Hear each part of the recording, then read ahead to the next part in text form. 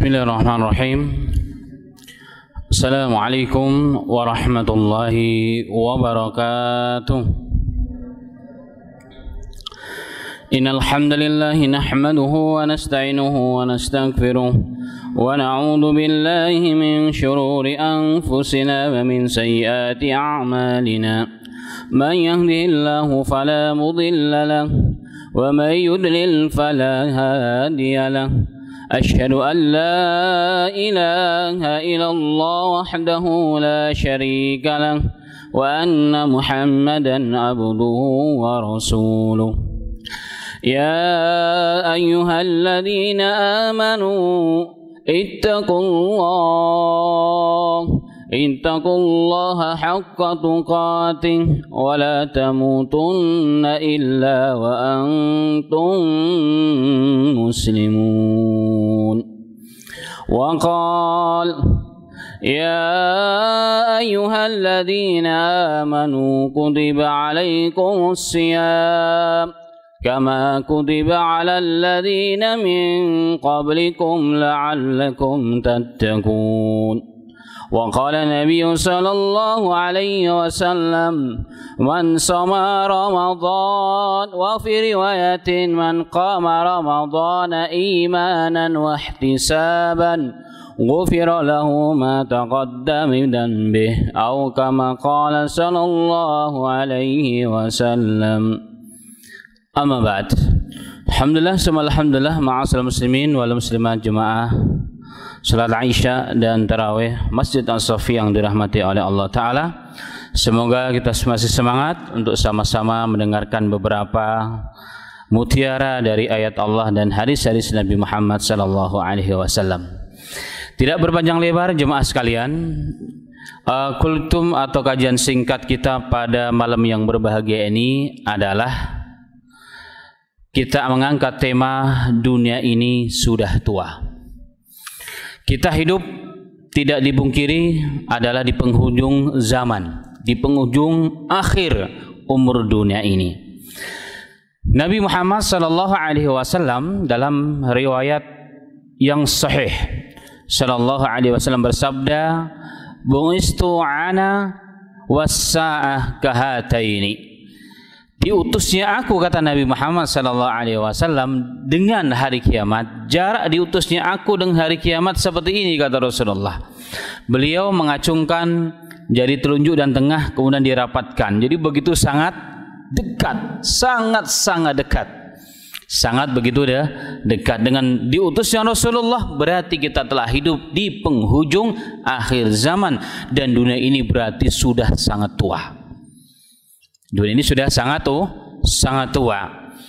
Dalam hadis yang sahih riwayat Bukhari dan Muslim dari Abu Hurairah radhiyallahu anhu, ketika Nabi Muhammad sallallahu alaihi wasallam bercerita tentang penciptaan Adam alaihi salatu wasallam, bahwa Adam diciptakan oleh Allah Ta'ala dengan tingginya situna dira'at, 60 hasta. Anggap kalau satu hasta 50 cm berarti 30 meter ke atas, bayangin itu.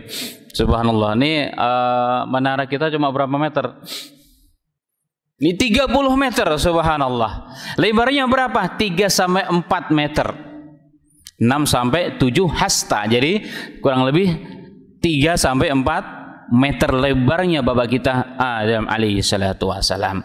Hadisnya cukup panjang. Kemudian yang saya ingin garis bawahi adalah di akhir hadis tersebut Nabi kita sallallahu alaihi wasallam bersabda, "Falam yazal al-khalqu yanqusu ba'd hatta al-an."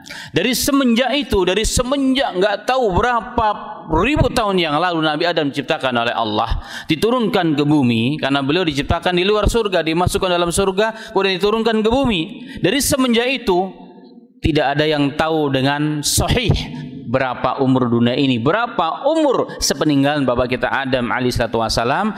Nabi Muhammad sallallahu alaihi wasallam yang kalimatnya shadiqul masduq, perkataannya benar dan dibenarkan, tidak boleh ragu sedikit pun. Ragu dengannya nasyuku fi imanihi, kita ragu dengan keimanannya. Rasulullah mengatakan falam yaja'al khalqu yang qusumat, dari semenjak itu maka manusia ini sedikit demi sedikit semakin kecil, semakin kecil, semakin kecil, sehingga sampailah ke zaman umat akhir zaman, yakni umat Nabi Muhammad sallallahu alaihi wasallam. Sehingga Al-Imam Ibnu Hajar Asqalani dalam kitabnya Fathul Bari Syarah Sahih Bukhari, kalimat beliau cukup panjang yang intinya bahwa dari semenjak Adam maka manusia sedikit demi sedikit berkurang, tapi berkurangnya memang tidak disadari oleh orang yang mengalaminya, kecuali kita hari ini. Karena kita melihat hadis Rasulullah, dari 30 meter tingginya bapak kita berapa sekarang tingginya jemaah sekalian? 1,5. Orang-orang Indonesia, orang Melayu 1,5, 2 meter udah hebat. 2 meter sudah hebat, luar biasa. Nah, kita dapat merasakan begitu sangat jauh perbedaan antara kita dengan Adam alaihi salatu wassalam. Dalam kitab yang ditulis Al-Imam Al-Hakim, tapi bukan Al-Imam Hakim yang Naisaburi, tapi Al-Hakim At-Tirmidzi, ya, Al-Hakim At-Tirmidzi dalam kitabnya beliau menulis dengan 2 jilid. Salah satu babnya adalah hikmah kenapa umatnya Nabi Muhammad itu umurnya pendek. Beliau mengatakan karena umur dunia sudah begitu tua, dosa sudah begitu banyak. Dosa ini punya pengaruh kepada barokah daripada alam semesta, sehingga dahulu kala manusianya besar, rezekinya pun besar. Hari ini rezekinya sedikit, manusianya begitu banyak. Hari ini berapa kira-kira? Kurang lebih 8 miliar manusia di muka bumi ini. Rezekinya cuma sedikit. Bayangkan satu negara presidennya cuma satu, jadi rebutan sekian banyak. Makanya presiden belum turun pun banyak orang yang siap untuk menggantikan presiden, walaupun ada yang mau meneruskan sampai 3 periode katanya. Ala kulli hal. Dan akibat dari dosa-dosa tersebut sehingga rezeki semakin berkurang. Bahkan pengaruh dosa tersebut kalau kita lihat kepada riwayat Tirmidzi dan Imam Ahmad, ketika Nabi Muhammad bercerita tentang Hajar Aswad.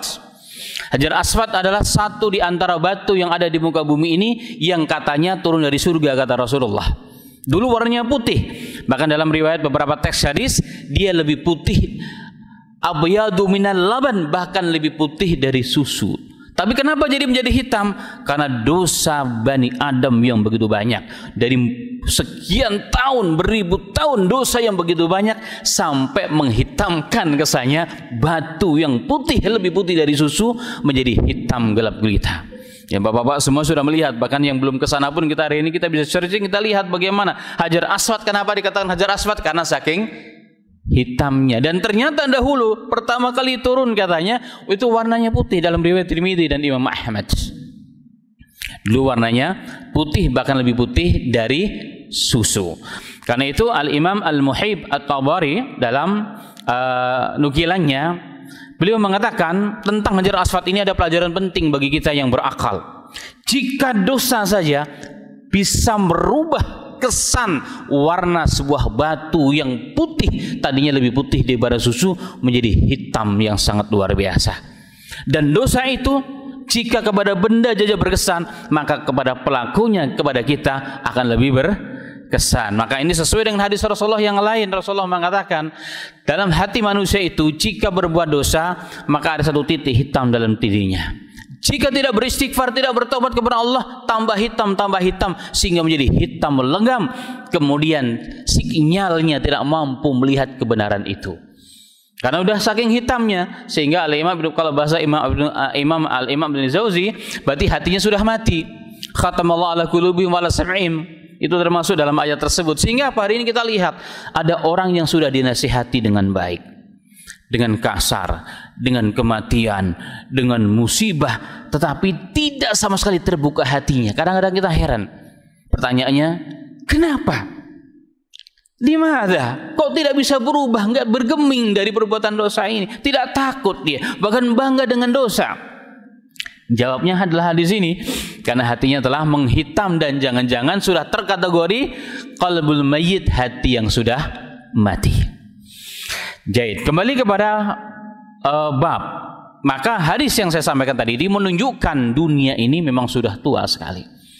Dunia sudah begitu tua dan datangnya kehancuran dunia itu sangat dekat, sehingga dalam Al-Quran Allah mensifati datangnya hari kiamat, hancurnya semesta alam untuk berganti kepada hari berikutnya, hari akhirat, itu disifati dengan apa? Ghad. Allah Ta'ala berfirman, ya ayyuhalladzina amanu taqullah wal tanzur nafsum ma qaddamat lighad. Allah mengatakan, wahai orang-orang yang beriman, bertakwalah kepada Allah. Wal tanzur nafsum ma qaddamat lighad, dan perhatikanlah dan lihatlah apa yang kau persiapkan untuk hari esok. Ahli tafsir mengatakan, ghad, hari esok itu hari kiamat. Hari kiamat dimulai dengan hancurnya alam semesta. Kalau hari kiamat saja sudah disifati ghad oleh Allah, besok artinya apa? Memang dunia ini sudah tua, alias sudah tua renta. Sehingga dalam ayat yang lain Allah mengatakan, ata amrullahi fala tastajilu, telah pasti kedatangan hari kiamat. Kata Allah, ya, ketetapan hari kiamat telah datang, pasti akan datang. Maka jangan minta disegerakan, karena Anda belum siap untuk itu. Itu disebutkan dalam surat An-Nahl. Dalam ayat yang lain Allah mengatakan, wa ma amrus sa'atik illa kalamhil basar au aqrab au huwa aqrab. Tidaklah kejadian hari kiamat itu seperti kedipan mata, atau dia lebih cepat dari itu. Dan ini semua adalah gambaran dari Allah, dari firman Allah Subhanahu wa Ta'ala, bahwa kita hari ini, saya dan antum dan kita semua telah berada di penghujung dunia. Dunia ini sudah sedikit rezekinya, dibagi-bagi sekian banyak makhluk, ma'asal muslimin. Maka pantaslah kok persaingan hidup begitu luar biasa. Kita hidup di akhir zaman. Dan kita lihat beberapa hadis yang menunjukkan hal tersebut. Jika ini sudah terjadi, fa'alam, ketahuilah, memang dunia sudah hampir-hampir hancur, sudah hampir-hampir kembali kepada aslinya dan dihancurkan oleh Allah. Dalam hadis yang sahih, Nabi Muhammad SAW bersabda, riwayat Muslim, la taqumus sa'atu hatta ta'udal ardul arabi murujan wa anhara. Tidak akan datang hari kiamat sehingga Jaziratul Arab, Jaziratul Arab atau semenanjung Arab, itu meliputi Yaman, Arab Saudi, Uni Emirat, ya, termasuk kemudian Sultan Mamlakah Sultan Oman, itu termasuk Jaziratul Arab. Yang hari ini kita lihat secara umum, Jaziratul Arab adalah bumi yang kering kerontang. Dan Rasulullah mengatakan tidak akan datang hari kiamat sebelum negara-negara ini berubah menjadi apa? Murujan wa anhara, ta'udu, kembali menjadi bumi yang hijau yang akan mengalir dalamnya sungai-sungai sebagaimana sebelumnya.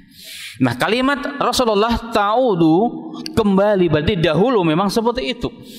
Walaupun hari ini seperti ini kondisinya. Kita lihat hari ini, beberapa tahun akhir ini negara Jazirah Arab dihebohkan dengan beberapa peristiwa terkait dengan hadis turunnya salju, hujan es, ya kan? Kemudian hujan yang begitu sering dan begitu lebat sehingga banjir di mana-mana.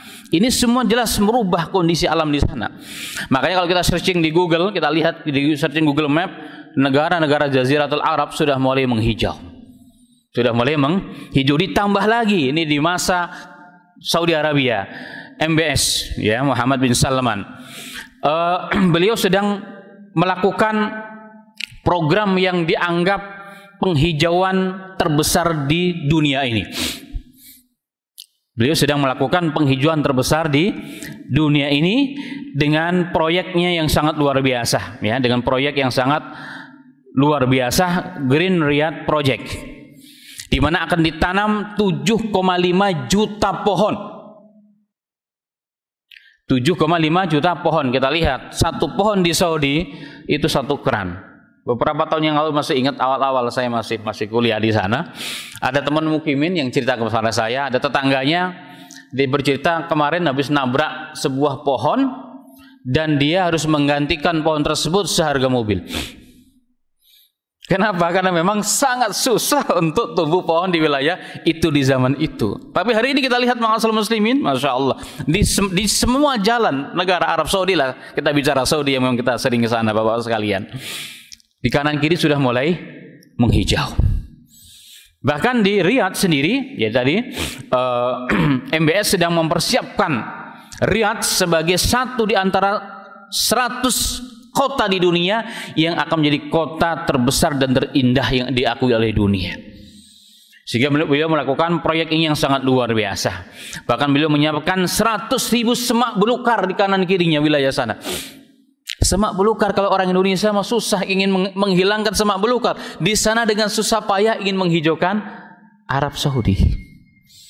Bahkan subhanallah di beberapa wilayah di sana juga bahkan sudah seperti di puncak.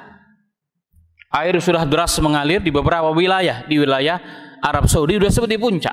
Di mana kalau di siang hari itu mencapai 20 sampai 30 derajat Celcius, di malam hari pas di bawah itu 15 sampai 20. Nah, fenomena ini menunjukkan benar sabda Rasulullah SAW, ini tanda-tanda negara Arab akan kembali menjadi hijau. Ditambah lagi dengan perubahan iklim, kutub utara yang mulai bergerak ke kutub selatan.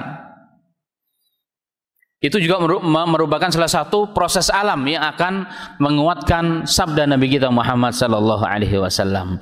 Dan jika kita kembali kepada judul bab kita, ini sudah terjadi dan terus akan nampak ini terjadi, maka benar bahwa kita sudah berada di penghujung dunia. Allahu Akbar. Yang kedua, bukti yang kedua, hadis riwayat Bukhari dan Muslim, hadis dipanggil hadis Jibril, hadisnya cukup panjang, di mana Jibril berpakaian putih, serba putih, rambutnya putih, datang kepada Rasulullah bersimpuh, bertanya tentang beberapa hal. Di antaranya bertanya tentang kapan hari kiamat. Maka Rasulullah mengatakan, wahai orang yang bertanya, sesungguhnya yang kau tanya tidak lebih tahu daripada yang bertanya. Artinya, walaupun engkau makhluk paling dekat dengan Allah, saya manusia paling mulia di sisi Allah, kita sama-sama kagak tahu tentang kapan datangnya hari kiamat. Tapi aku tahu apa itu tanda-tanda dekatnya hari kiamat, kapan akan hancur dunia itu. Satu di antaranya kata Nabi sallallahu alaihi wasallam adalah wa antara al-khufata urata alata ri'asya yatatawaluna fil bunyan. Jika kau telah melihat orang yang tidak beralas kaki, yang telanjang bulat, yang tidak pakai sendal, alias para pengembala kambing, pengembala unta di wilayah itu sudah berlomba-lomba membangun gedung-gedung pencakar langit, kata Rasulullah mengatakan, ketahuilah Anda telah berada di penghujung dunia.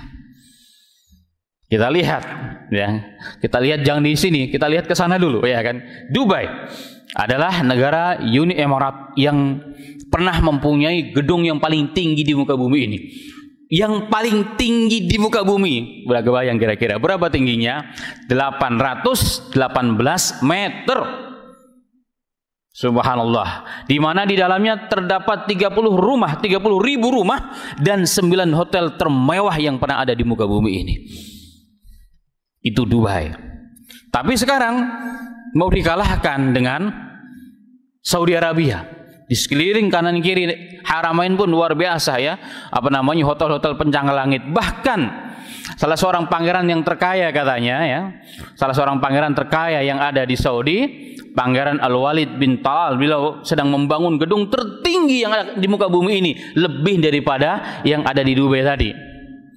Lebih dari yang ada di Dubai, yaitu Al-Burj Al-Khalifah, itu akan dikalahkan dengan gedung yang sedang dibangun oleh Pangeran Al-Walid yang setinggi lebih dari 1000 meter, 1 kilo, lebih dari 1 kilo ketinggian gedung tersebut. Ma'asyiral muslimin, udah kebayang kita kayak lihat dunia kalau naik ke sana. Masya Allah.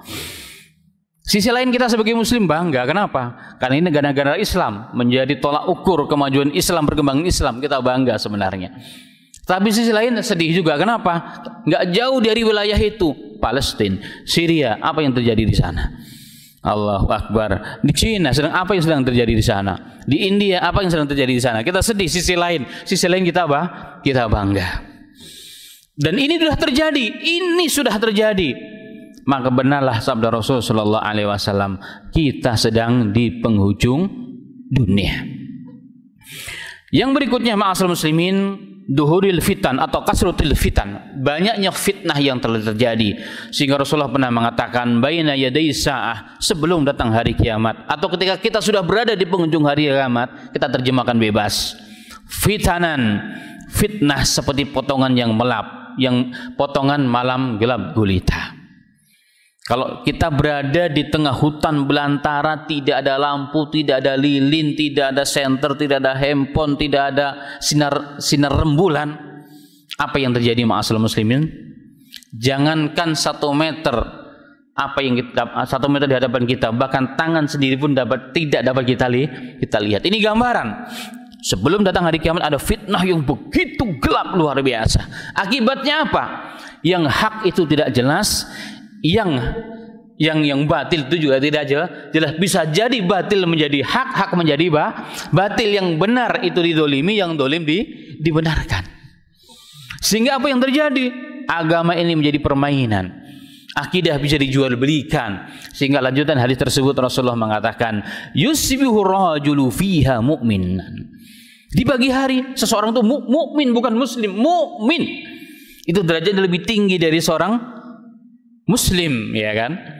Apa yang terjadi? Di pagi dia mukmin, di sore dia sudah kafir. Kemudian kebalikannya, di sorenya dia masih mukmin, di paginya dia kafir. Apa yang terjadi? Rasulullah mengatakan, yabi'u dinahu bi aradi minad dunya.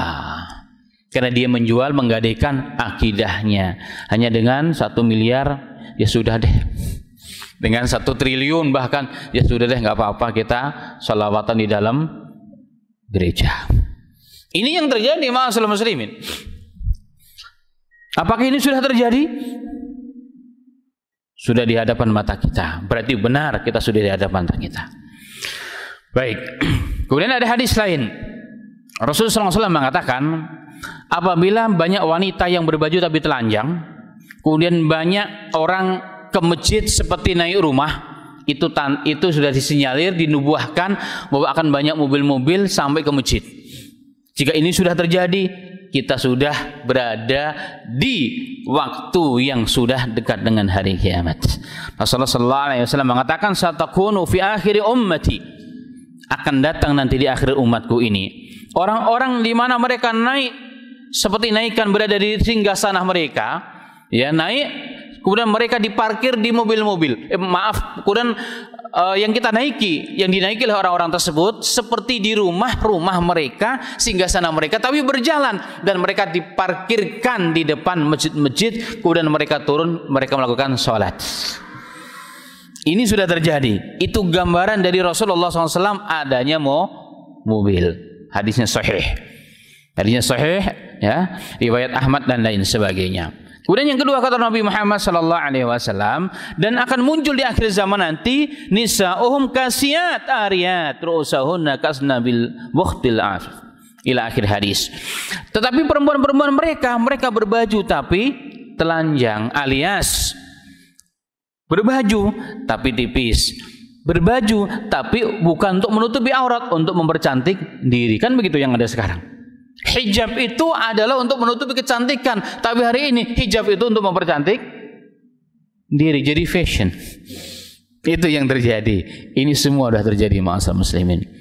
Benarlah sabda Rasulullah, kita sudah di penghujung jalan. Baik, yang terakhir, Nabi Muhammad sallallahu alaihi wasallam bersabda, yakunu fi ahadihi al-ummah fi akhir zaman rijal yakhruju rijalu min hadhihi al-ummah fi akhir zaman ma'ahum siyatu ka'anna adnab al-baqar yaqduna fi sukhtillah wa yaruhuna bi ghadabihi. Hadis sahih. Akan datang di akhir umatku, kata Rasulullah, berarti di penghujung zaman, ketika kita sudah berada di dunia yang sudah tua renta, akan keluar di pagi hari daripada umatku dalam kemurkaan Allah, pulangnya pun dalam kemurkaan Allah. Apa yang dilakukan? Dia selalu membawa kemana-mana seperti buntut atau ekor sapi. Untuk apa? Untuk mukulin rakyat. Untuk mukulin rakyat. Hadis ini selalunya oleh ulama dimasukkan kepada tanda hadis ini diriwayatkan oleh para muhaddisun, dimasukkan ke bab bahwa di akhir zaman ini nanti akan banyak kasratu a'wanul dzulmah, banyaknya penolong-penolong kezaliman. Jadi kezaliman itu akan muncul dan banyak penolongnya ternyata. Dan penolong-penolongnya ini berangkatnya dimurkai Allah, baliknya dimurkai Allah. Ini penolongnya doang ini, apalagi yang zalim. Kerjanya apa? Mukulin orang, menghalau orang yang ingin mencari kebenaran, yang ingin menegakkan keadilan. Ini sudah ada apa belum ma'asyiral muslimin? Subhanallah. Dalam hadis yang lain Rasulullah mengatakan, jika ada masa-masa yang seperti itu, berarti pemerintah yang dolim, penguasa yang dolim, jangan pernah menjadi polisinya, jangan pernah menjadi pemegang harta karunia alias sekretaris negaranya. Berhati-hatilah untuk itu. Itu pesan Nabi kita Muhammad sallallahu alaihi wasallam. Dari hadis-hadis ini ma'asyiral muslimin yang merupakan dari hadis sabda Rasulullah dan dari firman Allah taala yang tadi di awal disampaikan, jelas kita sudah berada di penghujung zaman. Yang jadi PR kita bersama adalah apakah kita termasuk orang-orang yang selamat dari fitnah-fitnah yang tadi disebutkan oleh Rasulullah, atau orang-orang yang terpengaruh karena imbas, karena efek daripada apa yang telah disabdakan oleh Rasulullah Shallallahu Alaihi Wasallam. Kan itulah wajib bagi saya yang berbicara dan kita semua, kita jaga iman kita, kita jaga akidah kita. Kita hidup di akhir zaman yang penuh dengan fitnah yang sangat luar biasa. Jaga keluarga kita, jaga agama kita, jaga akidah kita. Jangan sampai kita gadaikan dengan apapun walaupun nyawa taruhannya. Walaupun nyawa taruhannya. Terakhirnya kita hidup di akhir zaman dan negara Indonesia, negara yang terbesar jumlah penduduknya, dunia sedang berharap kepada kita. Jadi kebangkitan Islam di dunia ini, mereka semua berharap kepada Indonesia. Apa dalilnya? Firman Allah, tilkal ayyamu nudawwiluha bainan nasi. Itulah hari yang diputar oleh Allah katanya. Dunia ini berputar. Semua bangsa telah pernah menduduki posisi menjadi pemimpin paling pengaruh di muka bumi, termasuk Arab, Persia, India, Pakistan, dan sebelumnya negara-negara Eropa. Yang belum adalah orang-orang Melayu kata mereka. Maka Melayulah yang diharapkan. Maka pantaslah kalau orang-orang yang tidak suka dengan Islam sedang mengacak-ngacak wilayah ini. Karena kalau ini bangkit, Melayu bangkit, semua akan bangkit. Saya teringat seorang guru kami, Syekhul Hadis, yang mengajarkan kami hadis, Syekh Abu Umar Abakistani. Beliau mengatakan ketika melihat semangat orang-orang Melayu ini belajar, mereka mengatakan, wallahi kata beliau, saya yakin Islam akan bangkit dari timur, dari Melayu, katanya, Indonesia, Malaysia, dan Thailand, kata beliau. Itu pesan beliau kepada kami. Kami jadi semangat, kami jadi merinding saat itu ketika mendengar kalimat beliau dengan begitu semangat, memberikan semangat kepada kami. Semoga demikian ma'asyiral muslimin, saya dan antum dijadikan oleh Allah sebagai motor-motor penggerak kebangkitan Islam era kedua di akhir zaman ini, dan insya Allah kita akan mendapatkan pahalanya dan sisi dan kedudukannya di sisi Allah Subhanahu wa taala. Demikian yang bisa disampaikan pada kajian singkat ini, semoga bermanfaat bagi saya dan kita semuanya. Wa faqna wa iyyakum lima yuhibbu wa yarda, walhamdulillahirabbil alamin. Assalamualaikum warahmatullahi wabarakatuh. Qul innama بشر مثلكم يوحى إلي أنما إلهكم إله واحد فمن كان يرجو لقاء ربه فليعمل